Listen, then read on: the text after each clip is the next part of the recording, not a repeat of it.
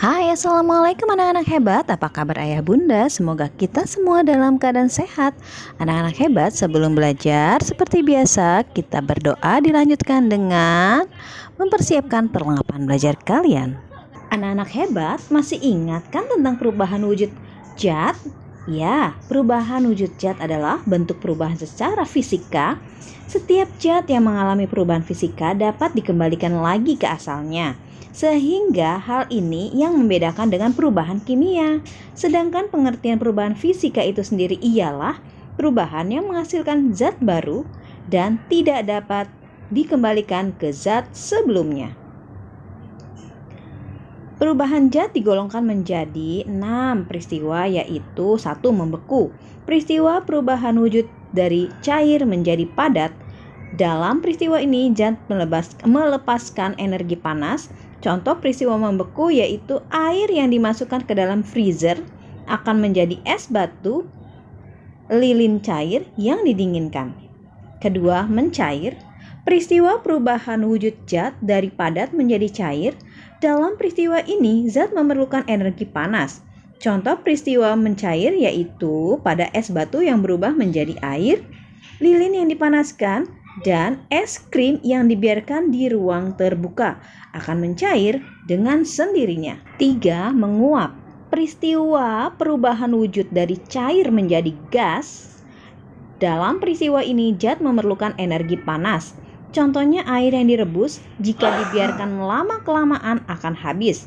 Bensin yang dibiarkan berada pada tempat terbuka lama-lama juga akan habis berubah menjadi gas. 4. Mengembun. Peristiwa perubahan wujud dari gas menjadi cair. Dalam peristiwa ini zat melepaskan energi panas. Contoh mengembun adalah ketika kita menyimpan es batu dalam sebuah gelas, maka bagian luar gelas akan basah. Atau rumput di lapangan pada pagi hari menjadi basah, padahal sore harinya tidak hujan. 5. Menyublim. Peristiwa perubahan wujud dari padat menjadi gas. Dalam peristiwa ini zat memerlukan energi panas. Contoh menyublim yaitu pada kapur barus atau kamper yang disimpan pada lemari pakaian lama-lama akan habis. 6. Mengkristal. Peristiwa perubahan wujud dari gas menjadi padat.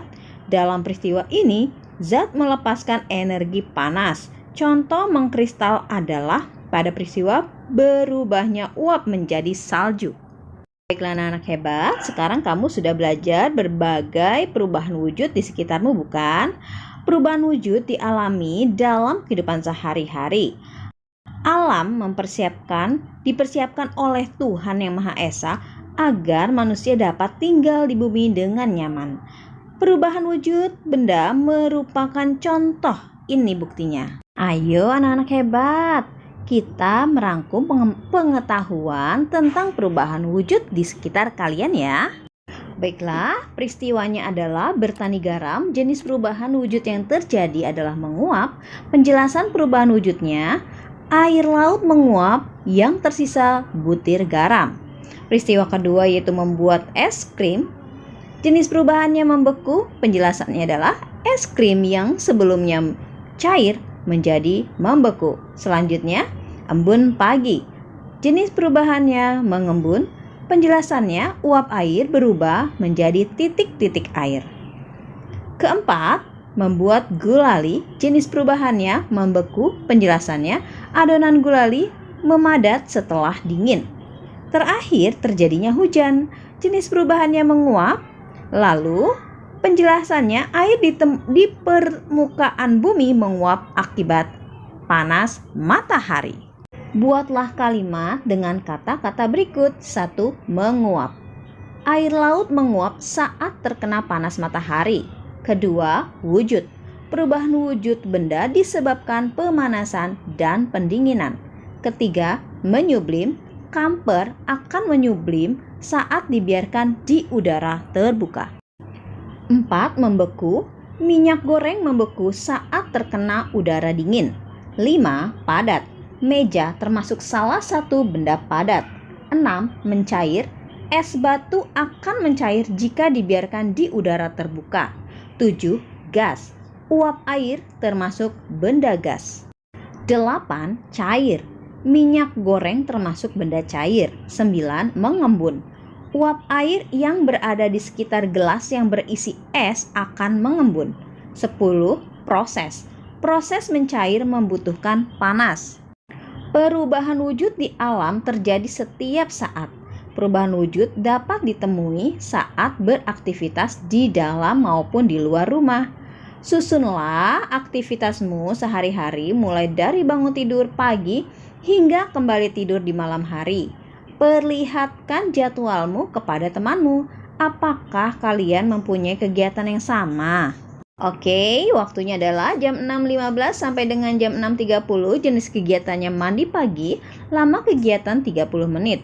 Sekarang 6.30 sampai dengan 6.45 menit, jenis kegiatannya sarapan, lama kegiatannya 15 menit. Sekarang waktunya 6.45 menit sampai dengan jam 7, jenis kegiatannya berangkat ke sekolah, lama kegiatan 15 menit. Lalu sekarang jam 7 sampai dengan 11.45, kegiatannya mengikuti pelajaran di sekolah, lama kegiatan 4 jam 45 menit. Sekarang 11.45 sampai dengan jam 12, jenis kegiatannya pulang sekolah, lama kegiatannya 15 menit. Selanjutnya, jam 12 sampai dengan jam 14 adalah kegiatannya tidur siang, lama kegiatannya 2 jam. Waktunya jam 14 sampai dengan jam 16, jenis kegiatan bermain bersama teman, lama kegiatan 2 jam. Selanjutnya 16 sampai dengan 16.30, jenis kegiatan mandi sore, lama kegiatan 15 menit. Selanjutnya waktunya jam 16.30 sampai dengan jam 18, jenis kegiatan yang menonton TV, lama kegiatan 1 jam 30 menit. Selanjutnya jam 18 sampai dengan jam 18.30, jenis kegiatannya makan malam, lama kegiatan 30 menit. Waktunya jam 18.30 sampai dengan jam 21, jenis kegiatannya belajar, lama kegiatan 2 jam 30 menit. Selanjutnya jam 21 sampai dengan jam 6.15, jenis kegiatannya pergi tidur, lama kegiatan 9 jam 15 menit, lalu dilanjutkan dengan berangkat ke sekolah. Siti tinggal di desa. Masyarakat desa, tempat tinggal Siti rukun dan damai. Terciptanya hidup rukun dan damai berkat adanya persatuan dan kesatuan di antara sesama warga. Tetangga Siti berasal dari suku yang berbeda-beda. Agamanya pun berbeda-beda. Setiap warga saling menghormati perbedaan itu. Jika ada tetangga yang sakit, mereka akan saling menjenguk. Selain menjenguk, juga membantu. Bagaimana dengan lingkungan tempat tinggalmu? Apakah setiap orang di lingkungan tempat tinggalmu menunjukkan sikap saling membantu? Oke, anak-anak hebat, berilah tanda centang keadaan yang menunjukkan sikap saling membantu. Keadaannya rukun dengan tetangga. Pendapatku adalah ya, beri tanda centang.